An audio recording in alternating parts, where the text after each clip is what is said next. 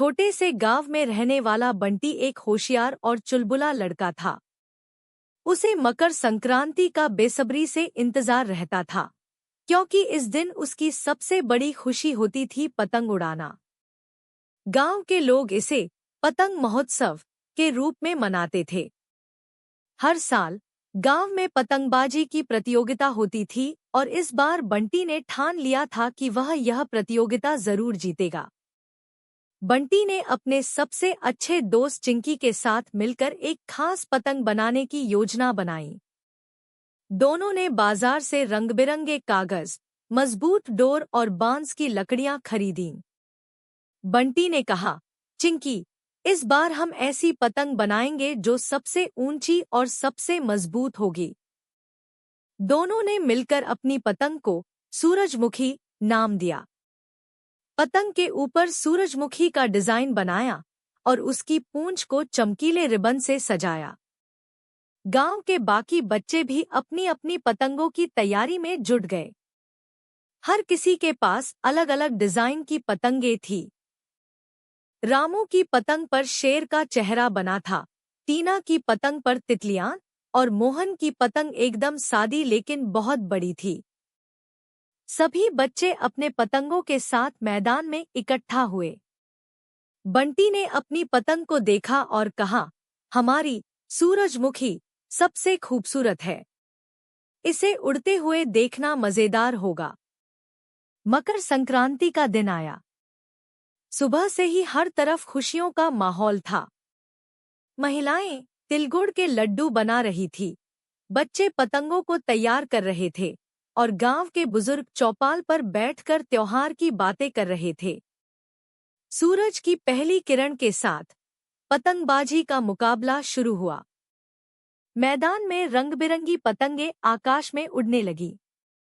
हवा में वो काटा और जय मकर संक्रांति की आवाजें गूंजने लगी। बंटी और चिंकी ने अपनी पतंग सूरजमुखी को उड़ाना शुरू किया। पतंग देखते ही देखते ऊंचाई पर पहुंच गई। बंटी और चिंकी की खुशी का ठिकाना नहीं था। चिंकी ने कहा, बंटी, हमारी पतंग तो सबसे ऊपर उड़ रही है, लेकिन तभी मैदान के दूसरी ओर से रामू ने अपनी शेर वाली पतंग से चुनौती दी। रामू की पतंग हवा में लहराते हुए बंटी की सूरजमुखी के पास पहुंच गई। रामू ने अपनी पतंग की डोर को तेजी से खींचा और बंटी की पतंग काटने की कोशिश की। बंटी ने अपनी डोर को मजबूती से थामे रखा। उसने कहा, हमारी पतंग की डोर सबसे मजबूत है। रामू इसे काट नहीं पाएगा। चिंकी ने तुरंत बंटी को डोर को सही दिशा में खींचने में मदद की। दोनों ने मिलकर सूरजमुखी को बचा लिया। रामू की पतंग कट गई और वह नीचे गिर गई। अब मैदान में केवल 3 पतंगें बची थी, बंटी की सूरजमुखी, टीना की तितली और मोहन की सादी बड़ी पतंग। मोहन ने अपनी पतंग को और ऊंचा किया और सूरजमुखी को चुनौती दी, लेकिन बंटी ने डोर को चालाकी से मोड़ते हुए मोहन की पतंग को उलझा दिया। दोनों पतंगों के बीच डोर की जोरदार खींचतान हुई और आखिरकार मोहन की पतंग कट गई। अब मैदान में सिर्फ बंटी और टीना की पतंगें थीं। दोनों पतंगें एक दूसरे के पास पहुंची। टीना ने अपनी पतंग को तेजी से लहराते हुए सूरजमुखी को काटने की कोशिश की, लेकिन बंटी ने डोर को इतनी कुशलता से चलाया कि तितली खुद ही उलझकर कट गई।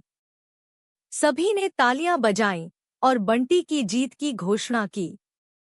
बंटी और चिंकी ने खुशी-खुशी अपनी पतंग सूरजमुखी को और ऊंचा उड़ाया। पूरे गांव ने उनकी मेहनत और कौशल की तारीफ की। बंटी ने कहा, मकर संक्रांति हमें सिखाती है कि मेहनत और टीम वर्क से हर चुनौती को पार किया जा सकता है। उस दिन गांव के सभी बच्चे बड़ों के साथ मिलकर तिलगुड़ के लड्डू खाते हुए मकर संक्रांति का आनंद लेने लगे। आकाश में सूरजमुखी सबसे ऊंचा चमक रहा था और बंटी को अपनी जीत पर गर्व था। कहानी सिखाती है कि मेहनत, लगन और दोस्ती के दम पर कोई भी मुश्किल पार की जा सकती है। मकर संक्रांति न केवल पतंगों का त्योहार है, बल्कि यह हमें सहयोग और खुशियां बांटने का संदेश भी देता है। ऐसी ही नई नई कहानी सुनने के लिए मेरे चैनल को सब्सक्राइब जरूर कीजिए, वीडियो को लाइक कीजिए। धन्यवाद।